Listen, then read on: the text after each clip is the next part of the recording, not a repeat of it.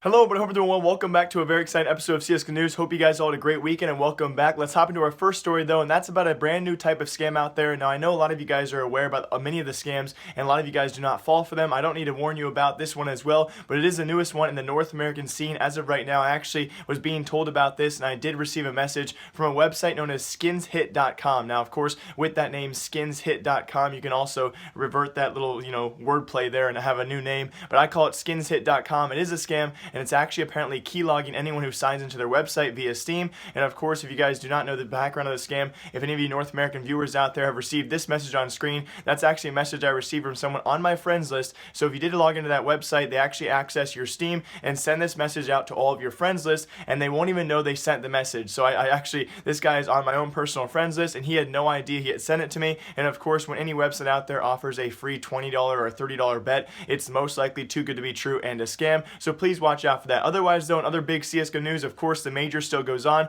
or the major qualifiers. Some big updates. We actually had our first factory new Souvenir DLore open just yesterday with a Nitro golden sticker, and yes, good old Crypto Mo offered the guy $10,000 cash. If you guys know, historically speaking, when we open factory new Souvenir DLores, or at least when they're out there, they're worth anywhere from $30,000 to $40,000. And yes, I can confirm, thanks to Raffle Monster, other sources out there, the guy who actually opened it did post it to OP Skins. He did not sell it for $10,000. He actually sold it for $35,000. So that is insane to see. It's just crazy to me that one kid out there, some random kid watching CSGO, can actually get a case drop for free, open it up, and come away with $30,000 or $35,000 in this case. But of course, OP Skins takes their cut. That's life-changing money for those kids, and that's just awesome to see. So on top of that as well, we also updates for all you Envyus fans out there. Not looking good. They do face off against Quantum Bellator today in elimination matches, and it will be without RPK. Now, we've actually heard from Scream, other members as well, throughout the early stages of these first few games. RPK was pretty, they said deathly sick. He continues to be very, very sick into today, and HLTV has confirmed he will be sitting out, and it will be their coach Malik to actually stand in for them. And so this could be a rough go for Envyus. I think Quantum Bellator is certainly still the underdog, but still, when they have their 2-2 match to actually try and go through the major, they may actually play without RPK there as well. So best of luck in his recovery. I'm sure he's going to be resting all day today. If they do win against Quantum Bellator, they have one match to actually make the major, and that is of course a high pressure situation, and they certainly need him. And also in big news announced by Valve, of course, we're one major team or one legendary team short without 100Thieves going because of visa issues. They will be replaced by one additional major qualifier team. So we're still going to have 16 teams in the major, but this time around without 100Thieves going, we're going to have one extra major qualifier team manage to go through, and that will be based off solely their records. So we're going to have 3 teams that do go 2-3. One of those teams will be the additional team to go to the major. It's all going to be based off though the combined opponents' wins. So let's say, for instance, it comes down to Quantum Bellator and Team Sprout and another team who all go 2-3. The team who actually goes through will be the team who their opponents have the most combined wins.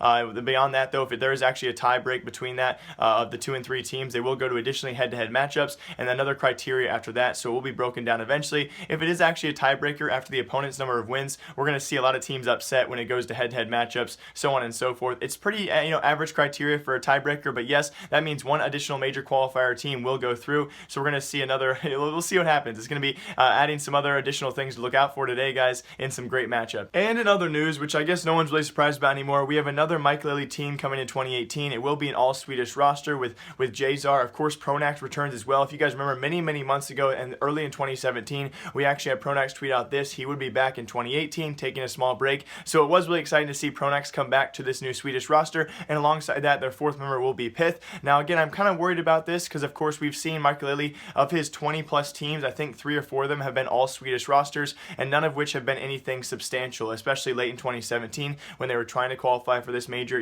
Nothing really kind of took place there, but I am excited, though, to see Pith come back as well as Pronax. I think Pronax has a very high ceiling cap. We haven't seen Pith, though, be the same Pith we saw back in 2016, 2015 for, ever since then. So kind of a nervous roster. I'm really actually anxious to see who they pick for their 5th member as well, and they are looking for an organization to actually sign those guys. So very excited to see where Maikelele Maikelele will play, and if someone does decide to sign the all-Swedish roster, and who their 5th member will be is going to be a big factor in determining if I think they're going to be successful or not. Leave a comment down below. What do you guys think? It's almost tiring, though, talking about all these Maikelele teams, but also, if you guys have been watching his streams as well, Maikelele did come out and say that FaZe Clan, he talked about that in the past when FaZe Clan, of course, made that huge purchase buy. I think it was a $700,000 grab. You know, it was the first of any team really to do this was FaZe Clan when they acquired the G2 roster. They paid $700,000 to do that. It was kind of a landmark in the CSGO scene to pay such a high amount of money for all those players. And apparently, though, he talked about ESL, who is going to ban them and threaten to ban FaZe from future ESL competitions because of this move. So actually, we had a long time ago, Richard Lewis talked about this as well. It is confirmed, and here's a clip of about Maikelele talking about this as well. FaZe Clan was going to be banned from ESL competitions because